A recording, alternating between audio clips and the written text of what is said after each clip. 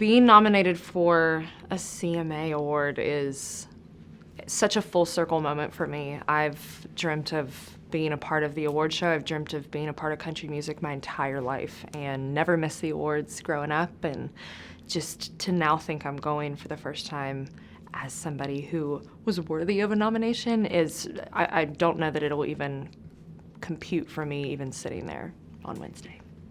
Any teasers for our performance? Just that you're gonna get a lot of girl power. I think it's amazing how many women are performing this year and just a part of the show in general.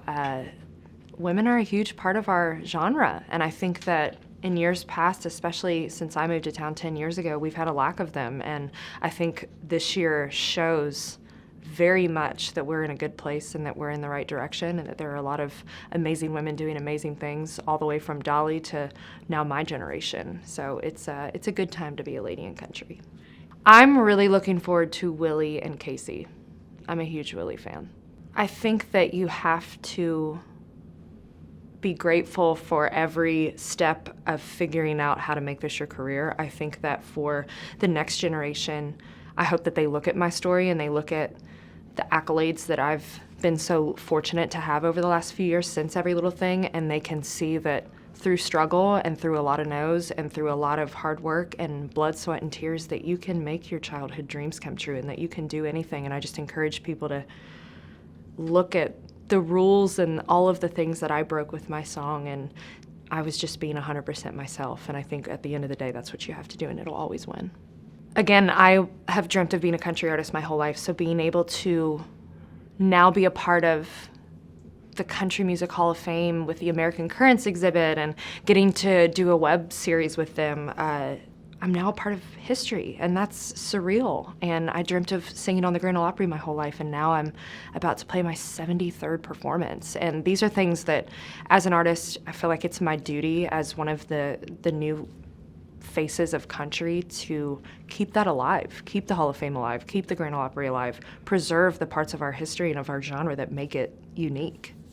I am really looking forward to December because I get to finally go on a honeymoon. But you know what? It'll all be worth it. We love what we get to do, and we made a decision to work to the end of the year and earn that honeymoon. So I'm gonna earn it.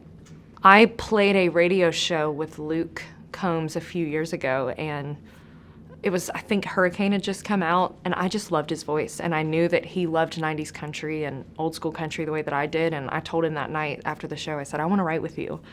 And I think it was just like the country music gods making that happen, because as artists you get busy and you cancel on people, and we kept our right and went in, and I told him that I fell in love with those 90s duets like Tim and Faith and Garth and Trisha and Reba and Brooks and Dunn, and he totally got it, and we started talking about my story of just feeling like I got a little confused in my 20s as far as what was love and what was comfort in a relationship, and he totally understood that, and all of us in the room just kind of wrote this song about my story, just an apology to somebody from my past.